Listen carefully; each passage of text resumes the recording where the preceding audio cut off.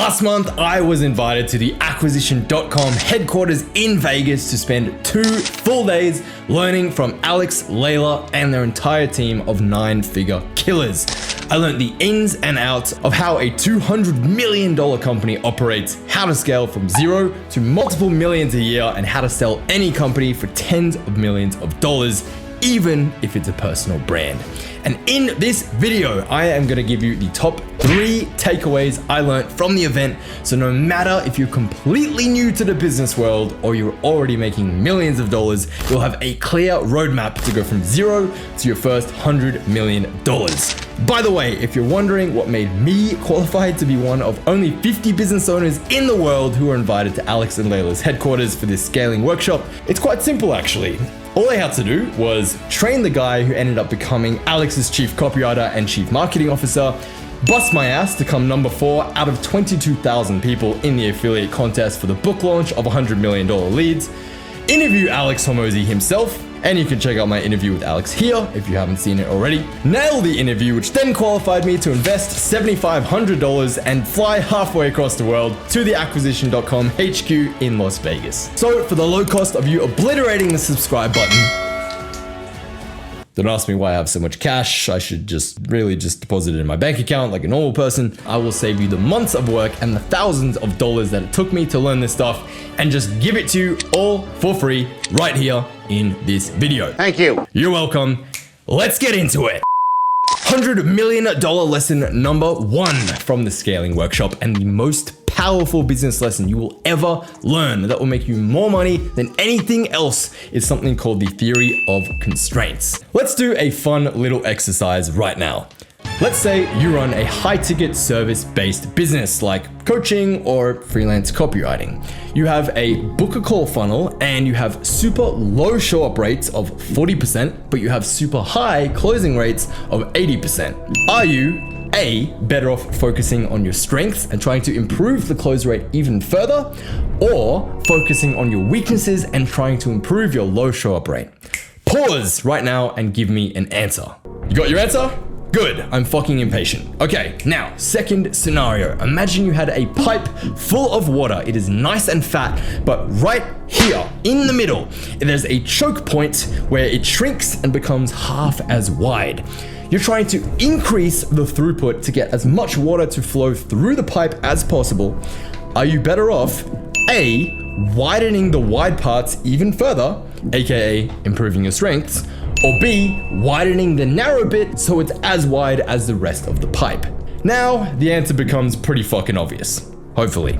Of course, if we want to increase the flow of the water, aka the lead flow of your business, we need to widen the constraints and fix our weak points. You might have heard the saying that a chain is only as strong as its weakest link, and that couldn't be more true.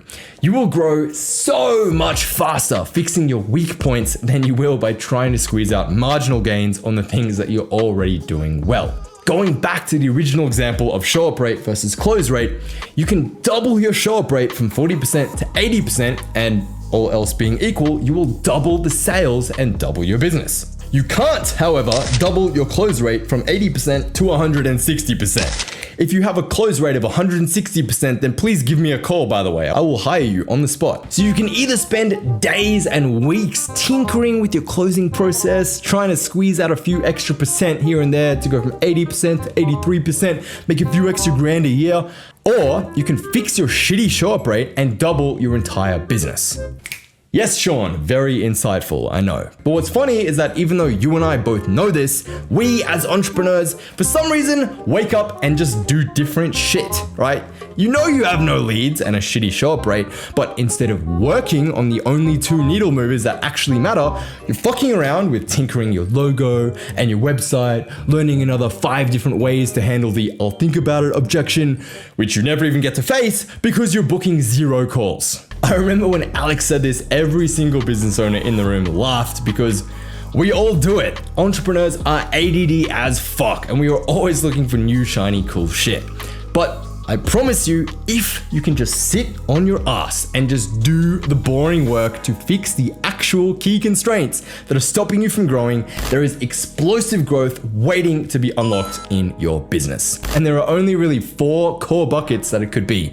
It's either going to be leads, conversions, delivery, or ascension. So, number 1, you don't have enough leads, which I'm willing to bet is 99% of people watching this. In which case, you need to do more marketing activities like outreach or running ads in order to generate leads. Number 2, you're not able to convert those leads into paying clients. In which case, identify the bottlenecks in your sales process where the most people stop replying and then fix it. And then repeat that until you have at least a 70% show up rate and a 30% close rate. Number 3, your delivery sucks. If clients are complaining, canceling, or asking for refunds, then obviously you need to work on your product or service until the majority of people not only love it, but are telling other people about it as well. This could mean working on your skills, it could mean hiring better team members, or improving your client onboarding process or customer support. And number 4, once you are absolutely smashing all of the above, spoiler alert, you're probably making millions of dollars at this point. If you want to really scale to the moon, then you can think about dialing in your ascension process and increasing your LTV so that every client spends 30 grand with you instead of 3 grand. And then you have a $100 million business on your hands. Give yourself a pat on the back, congratulations. Big takeaway here is your business is only as strong as its weakest link. Find the constraint, attack it, and you will grow, guaranteed. That is lesson number 1. And honestly, that was worth 100 times what I paid to attend the scaling workshop just to be reminded of that. $100 million lesson number 2. Ask who and not how.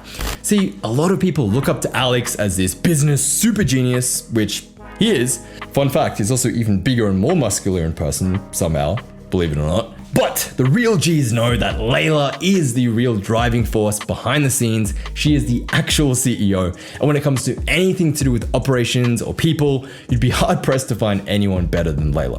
So, ask who, not how. You've probably heard this before, but what does it actually mean in practice? Well, if you've ever had an idea or a goal that really excites you, but not enough time to actually execute on it, or worse, you keep procrastinating because you feel like there's so much to do and you're the only one who can do it all, then you need to train yourself to stop asking, how can I do this? And instead ask, who can I get to do this for me?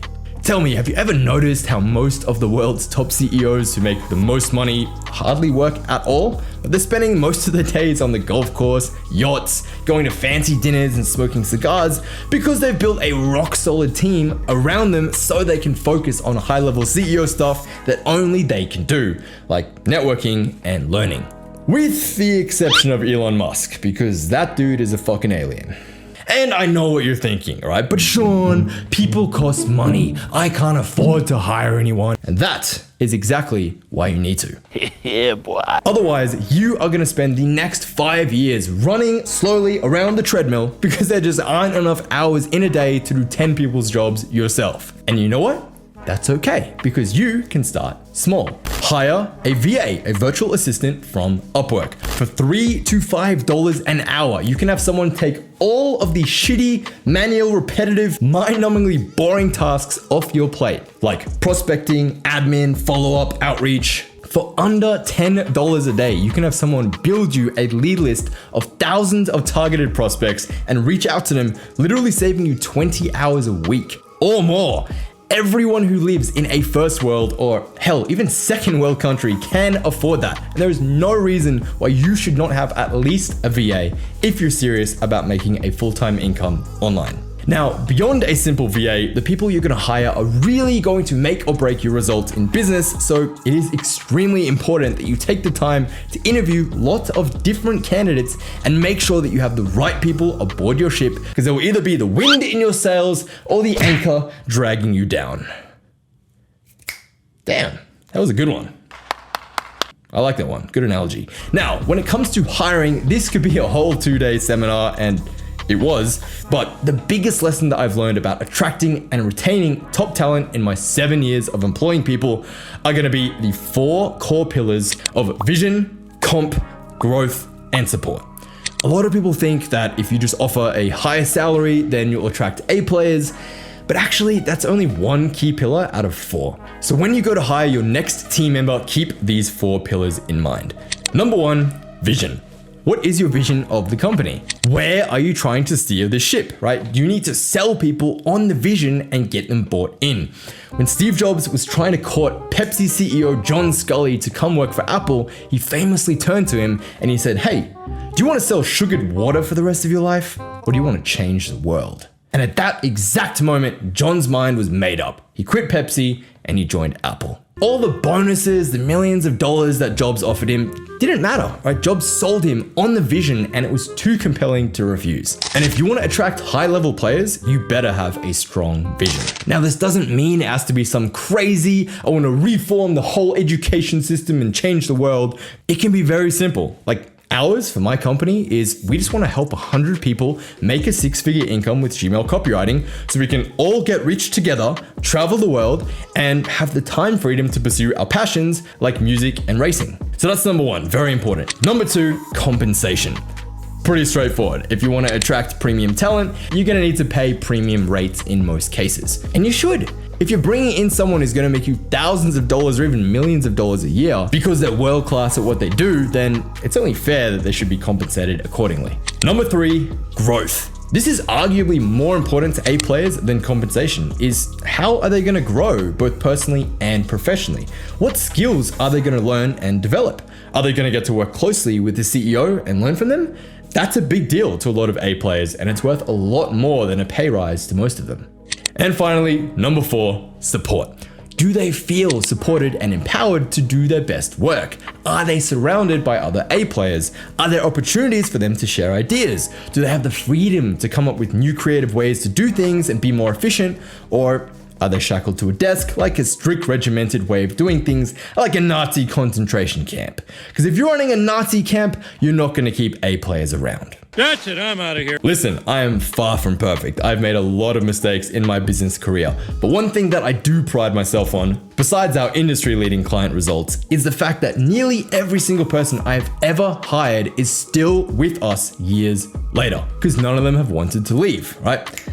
Apart from the people who are underperforming, they got fired, all right? You gotta be ruthless about that too. Otherwise, they're gonna sink your ship. But keep those 4 principles in mind: vision, comp, growth, and support, and you will be able to attract and retain the talent that you need to build your empire. The key takeaway here is that if your strategy hasn't changed in a year and you've stopped growing, then you probably have the wrong who in a key position. That was a big takeaway that I got from Leila. Having the right people in the right seats can be the difference between a $1 million a year business and a $100 million a year business. So spend your time finding the right who and watch your business grow on near autopilot. And speaking of $100 million businesses, that brings me to $100 million lesson number 3, how to actually sell your business for $50 or even $100 million so you can throw your MacBook in the ocean, fuck off to the Bahamas and sip Mai Tais on the beach for the rest of your days. Now, chances are you're probably not in a position where you're thinking about selling your business yet, if you even have one, and neither am I, right? But I think it is something that you should keep in mind in the back of your head as you build your business so that you build it in a way where you can actually sell it for millions of dollars in the future, should you want to. Case in point, a few years ago, Alex and Leila had grown Gym Launch to over $4 million a month. They were absolutely killing it, making more money than they'd ever seen in their life. Yet, they were completely miserable and burnt out. They'd come to resent their staff, their clients, and they were constantly stressed out to the point that they just wanted to shut the whole thing down, okay? And right before they shut it down, a friend of Alex turns to him and he says, "Well, dude, hang on. Like, why don't you just sell it?" And Alex goes, "Good point. I never thought of that." So he went to a few investment bankers and he said like, "Hey, our company is making $50 million a year. Like, what could we get for it?" And all the investment bankers said, big fat 0, right? It's a personal brand. You're the face of everything. It is literally worth nothing without you. So over the course of the following year, Alex brought in a new face and he slowly phased himself out of all the ads and the content. So for the first 3 months, he did all the talking in the video while the other guy stood there in the background. The next 3 months, they did half the talking each. The next 3 months after that, the other guy did all the talking, and then Alex just stood there in the background until the final 3 months where Alex was gone and he was nowhere to be seen in any of their content. Just like that, he was able to remove himself from his personal brand and make Gym Launch a brand of its own. And because of that, they were able to sell a majority share of Gym Launch to investors and walk away with $46 million instead of zero. You turn off the aircon. Can't have that hiss in the background. Okay, we're back. That is a $46 million difference, right? Not bad, considering they were just gonna shut it down. And in that story lies a powerful lesson about what investment bankers actually look for when they're looking to buy and sell businesses. In fact, Raki, the acquisition.com CFO who's bought and sold hundreds of businesses, gave us the exact formula that investment bankers use to determine the worth of a business. And I can't reveal the exact formula here, unfortunately, but I will give you a quick rundown. So, the two biggest factors that investment bankers look for when they're buying a business are, number one, your EBITDA, aka profit. If you're under $1 million a year in profit, not revenue, profit, then most investors won't even take you seriously. If you're $1 to $3 million a year in profit, you're looking at a potential 2.5x multiple. 5 to 10 million a year in profits is where it really starts to get juicy. You're looking at a potential 5x multiple, and over $10 million a year in profit, you, my friend, are looking at a handsome 6x multiple or even higher. So we're talking about a $60 million exit or even higher. And it gets better because there are also 3 spicy value adders which can actually increase that multiple even higher. Number one is your margins. So if your profit margins are over 30%, meaning you keep 30% for every $100 you earn, then you get a bonus point. Number two is your speed of growth. If your revenue is growing by 30 to 100% a year, then you get a bonus point. And if it's growing by over 100% a year, you get 2 bonus points. And the third value adder is recurring subscriptions. So if your revenue is 80% recurring or more, then you get another bonus point. So there's 4 bonus points up for grabs right there. Meaning that same $10 million a year profit business, if it had over 30% margins, it was growing by double every year, and it was over 80% recurring subscription-based revenue, then it would now be worth a 10x multiple, okay, 6 plus 4. So that means a $100 million valuation instead of 60 million. Don't ask me what you would do with that extra 40 million. I personally think 60 million is fucking tons, but you know, I'm the kind of guy who's comfortable with just like 1 super yacht and not like 3. But don't get too excited, okay? Because we have another side of the coin, and that is the second key component investors look at, and that is going to be risk. There are 4 main types of risk that investors care about. Number one is going to be market risk.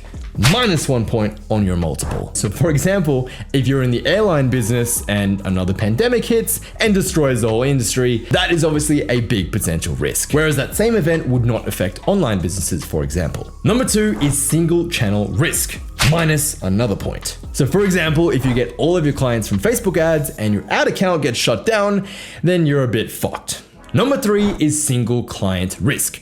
Now this is -2 points.